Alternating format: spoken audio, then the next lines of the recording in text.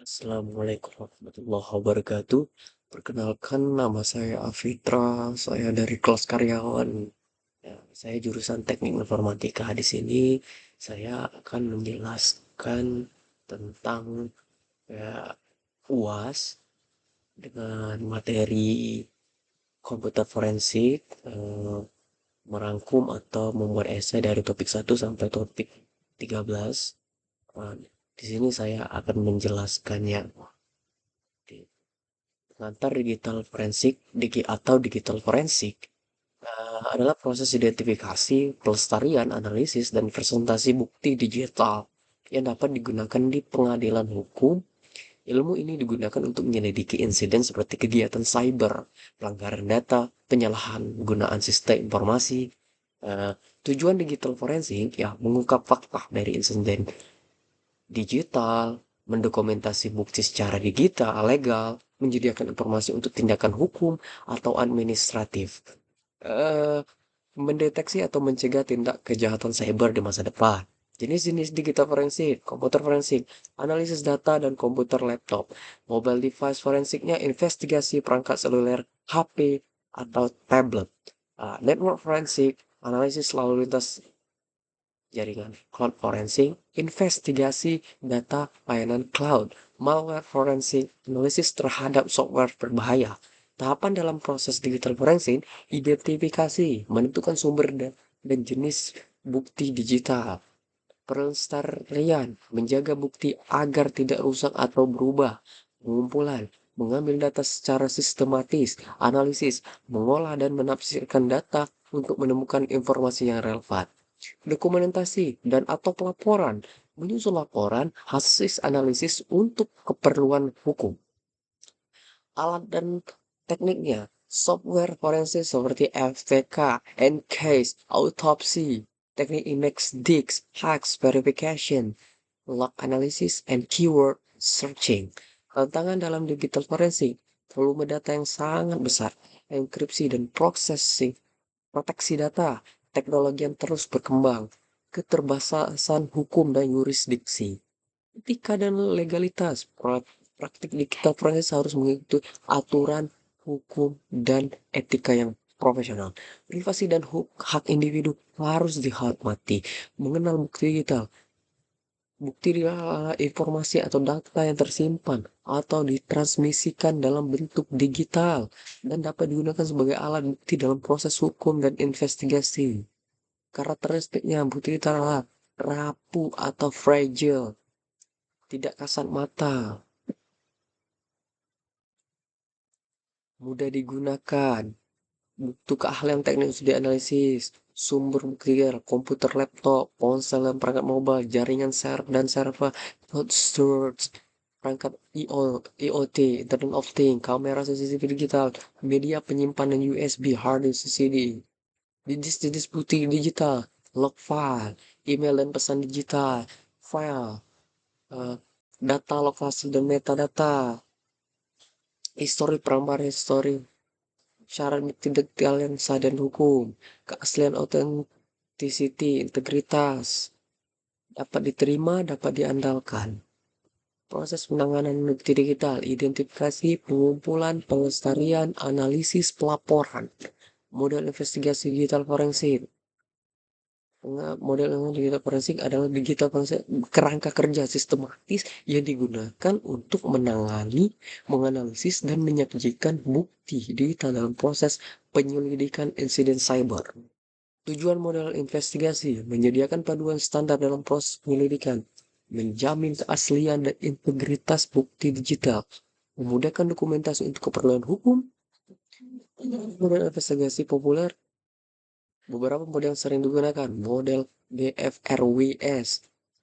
Langkah-langkahnya identifikasi, preservasi, koleksi, eksaminasi, analisis, presentasi, pengambilan keputusan. Model IDIP, tahapan perencanaan, penyelidikan, pengumpulan bukti, rekonstruksi kejadian, penyerahan hasil investigasi. Model ISCPO, Association of Chief Police Officer. Prinsip utama, jangan mengubah data asli, hanya personel terlatih yang boleh menangani bukti. Semua tindakan harus terdokumentasi. Investigasi harus mengikuti prosedur hukum. Model NIST, National Institute of Standard and Technology. Tahapan pengumpulan data bukti digital, eksaminasi, analisis, pelaporan, tahapan umum, dan investigasi forensik. Identifikasi insiden, pengamanan TKP digital, pengumpulan dan image bukti, analisis data, dokumentasi, dan pelaporan, penyajian dan pengadilan jika diperlukan. Pentingnya memilih model yang sesuai. Pemilihan model investigasi yang tergantung pada jenis kasus yang ditangani. Sumber daya dan alat tersedia, kerangka hukum yang berlaku, kompleksitas sistem yang diselidiki. Cybercrime.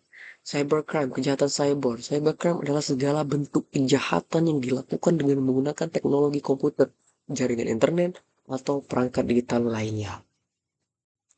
Ciri-ciri cybercrime dilakukan melalui perangkat digital, bersifat lintas negara, fokus sering tidak dikenal, sulit dilacak dan dibuktikan secara hukum. Kategori cybercrime, cybercrime murni, cybercrime assist crime, jenis-jenis cybercrime, hacking, phishing, malware attack, pencurian identitas, pornografi anak, dan konten ilegal, penipuan online, pelanggaran hak cipta digital. Undang-Undang ITE, Undang-Undang Informasi atau Transaksi Elektronik adalah peraturan hukum Indonesia yang mengatur tentang informasi elektronik, transaksi digital, dan kejahatan cyber. Dasar hukum, Undang-Undang Nomor 2 Tahun 2008 yang telah diperbarui dengan Undang-Undang Nomor 19 Tahun 2012. Tujuan Undang-Undang ITE memberikan perlindungan hukum dalam penggunaan teknologi informasi, menangani tindak kejahatan cyber secara ilegal, menjamin keabsahan dokumen elektronik, mengatur hak dan kewajiban penggunaan internet di Indonesia. Isi pokok Undang-Undang ITE. Pasal 2729, larangan terhadap penyebaran konten asusila, penghinaan, pencemaran nama baik, dan pengancaman dan penyebaran hoax. Pasal 3032, larangan mengakses sistem elektronik tanpa izin, hacking, perusakan, pencurian data. Pasal 3536, pemalsuan data elektronik dan manipulasi informasi. Sanksi hukum. Undang-Undang ITE menetapkan sanksi pidana berupa denda atau penjara, tergantung pada jenis pelanggaran. Misalnya, penyemaran nama baik, 4 tahun penjara. Akses ilegal ke sistem, 6 tahun penjara. Penyebaran konten pornografi, 6 tahun penjara. Kritik dan kontroversi undang-undang ITE, beberapa pasal yang dianggap multitafsir dan berpotensi mengekang kebebasan berekspresi. Revisi dilakukan untuk memperjelas tafsir hukum dan mengurangi kriminalisasi. Penegakan hukum terhadap cybercrime Indonesia, penegakan hukum terhadap kejahatan cyber diatur dalam Undang-Undang ITE dan dilakukan oleh lembaga penegak hukum seperti Kepolisian Republik Indonesia, Unit Cybercrime, Baris Krim Polri, Kementerian Komunikasi Informatika, Kominfo, Badan Cyber Sandi Negara, BSSN, lembaga lain yang berwenang dalam bidang keamanan cyber. Prosedur penanganan kasus cyber, pelaporan, investigasi, pengumpulan bukti digital, proses hukum, tantangan penegakan hukum, anonimitas pelaku, sulit dilacak, keterbatasan teknologi dan SDM penegak hukum, hukum yang tertinggal dibanding perkembangan teknologi, lokus kejadian yang bisa lintas negara, kerjasama internasional. Karena banyak kasus cyber bersifat lintas batas negara, Indonesia bekerja sama dengan Interpol dan ASEAN, CERT, Computer Emergency Response Team, negara lain untuk ekstradisi dan pelacakan pelaku. Peran merasakan edukasi. Masyarakat perlu peningkatan literasi digital, waspada terhadap penipuan, phishing, dan hoax. Laporan jika menjadi korban atau penegak konten ilegal. File system, sistem berkas. File system adalah metode atau struktur yang digunakan oleh sistem operasi untuk mengelola pengumpulan data di media penyimpanan seperti hard disk, SSD, flash drive. Fungsi file system mengatur cara data disimpan dan diakses, menyediakan struktur directory, untuk mengorganisir file, mengelola metadata informasi tentang file seperti nama, ukuran, tanggal dibuat, menjaga keamanan dan integritas data, dan jenis-jenis file system. FIT 32, File Allocation Table 32, sederhana, kompatibel luas, tetapi tidak mendukung file di 4 GB. NTFS, New Technology File System, digunakan oleh Windows mendukung enkripsi, kompresi, dan file besar. FAT, kombinasi kelebihan FAT32 dan NTFS cocok untuk flash drive. ext4 Extended File System digunakan oleh Linux mendukung jurnal file besar. HFS APFS digunakan oleh sistem operasi macOS, struktur umum file system. Block, super block, inner stable, data blocks, transfer system dan digital forensik membantu mengidentifikasi file tersembunyi atau terhapus, menyediakan metadata penting untuk analisis waktu dan aktivitas, berguna dalam rekonstruksi kejadian dan jejak kita. Teknik forensik terkait file system, curving, analisis inode, timestamp analisis, integritas dan vaccinator. Integritas data adalah jaminan bahwa data tidak berubah, rusak, atau dimodifikasi secara tidak sah sejak pertama kali dibuat, disimpan, atau dikirim. Pentingnya integritas dalam digital forensik adalah menjamin keaslian bukti digital, memastikan bukti tidak dimanipulasi selama proses investigasi, meningkatkan keabsahan bukti di pengadilan. Cara menjaga integritas data, hash function, yaitu hasilkan nilai unik hash dari sebuah file. Jika file berubah sedikit saja, nilai hash yang berubah.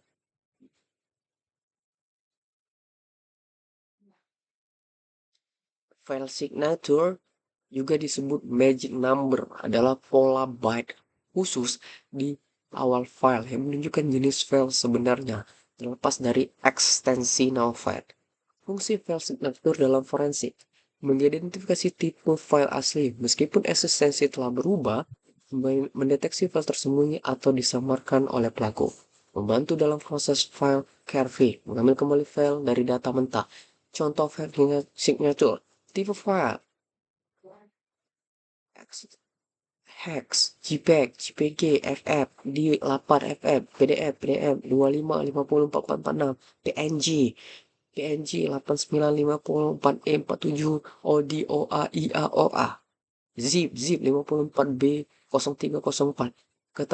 Keterkaitan integritas dan vaccinator. Vaccinator membantu identifikasi awal file, hashing, menjaga integritas selama analisis. Keduanya penting untuk memastikan bukti digital asli, utuh, dan dapat diterima secara hukum. Studi kasus, peretasan website KPU oleh MA 2003. Latar belakang khusus, pada bulan Juli 2023, seorang pemuda berinisial MA 21 tahun asal Lombok NTB ditangkap karena diduga melakukan peretasan terhadap website Komisi Pemilihan Umum atau KPU. MA mengklaim berhasil membobol sistem informasi KPU dan mengakses data pemilih tetap DPT. Ia kemudian mengunggah data hasil retasan tersebut ke sebuah forum dark web dan mengklaim telah mendapatkan data 204 juta penduduk Indonesia. Proses hukum, MA ditangkap oleh gabungan dari Barreskrim Polri, Polda NTB. Ia dijerat dengan Undang-Undang Informasi dan Transaksi Elektronik, Undang-Undang ITE, dan Undang-Undang Perlindungan Data Pribadi. MA dijerat dengan pasal 46 Junto, pasal 30 Undang-Undang ITE dengan ancaman pidana maksimal 8 tahun penjara. MA mengaku bahwa motivasinya adalah untuk menunjukkan lemahnya keamanan sistem KPU, bukan untuk tujuan finansial. Kritik dan analisanya, ya, aspek keamanan siber nasional, peretasan ini menunjukkan lemahnya keamanan cyber pada institusi strategis seperti KPU yang seharusnya memiliki sistem keamanan tingkat tinggi, terutama menjelang pemilu 2024. Kritiknya, ya, negara terlihat lebih fokus pada penangkapan pelaku daripada mengaudit dan memperkuat sistem keamanan cybernya.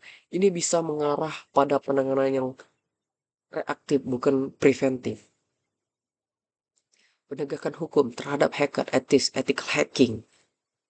Analisanya ya, MA tidak menjual data, melainkan hanya menunjukkan celah keamanan dan membaginya di komunitas hacker. Kritik ya, penegakan hukum terhadap hacker semacam ini dibedakan jika motifnya adalah edukatif atau sebagai white hat, maka pendekatannya bisa berupa kemitraan atau edukasi, bukan semata-mata kriminalisasi. Undang-undang ITE dan Undang-undang PDB. Undang-undang ITE sering digunakan kasus cyber, namun belum memiliki cukup pasal yang membedakan antara tindakan kriminal dengan tindakan etis ethical hacking. Kritiknya ya, penggunaan Undang-undang ITE secara kaku bisa menyebabkan efek jera yang tidak proporsional dan tidak mendorong tumbuhnya talenta cybersecurity nasional, dan Undang-Undang PDP yang masih baru belum teruji konsistensinya dalam kasus-kasus konkret. Minimnya transparansi penanganan. Sebab gejala terjadinya komputer forensik dilakukan karena kejahatan cyber, seperti peretasan pencurian data, penyebaran malware, manipulasi data, kebutuhan penegakan hukum terkait penyalahgunaan perangkat digital, kebutuhan investigasi insiden seperti pelanggaran keamanan jaringan, pencurian data, hilang dan sembunyian dalam pidana atau perdata. Gejala umum yang menunjukkan komputer forensik, perubahan aneh pada sistem log aktivitas pengguna mencurigakan. Perangkat atau dikendalikan oleh pihak tidak sah. Lalu lintas jaringan tidak wajar, dengan DOS, akses ke server yang tidak dikenal. Jenis dan kurang lingkup komputer forensik. Jenis forensik adalah disk forensik, analisis data dan hard disk SSD termasuk file yang dihapus. Network forensik, mereka menganalisis lalu lintas jaringan. Memori forensik, mengambil data volatile dan RAM, proses aktif data sementara. Mobile device forensik, investigasi pada smartphone, tablet, chat, GPS, media. Bank forensik, identifikasi dan analisis malware. Email forensik, menganalisis pesan email untuk bukti komunikasi. Ruang lingkup, pengumpulan data, pelestarian data, analisis data, pelaporan hasil, testimoni ahli di pengadilan, expert witness. Dasar hukum komputer forensik di Indonesia, Undang-Undang Nomor 2 Tahun 2008 tentang Informasi dan Transaksi Elektronik, dan perubahannya Undang-Undang Nomor 19 Tahun 2016.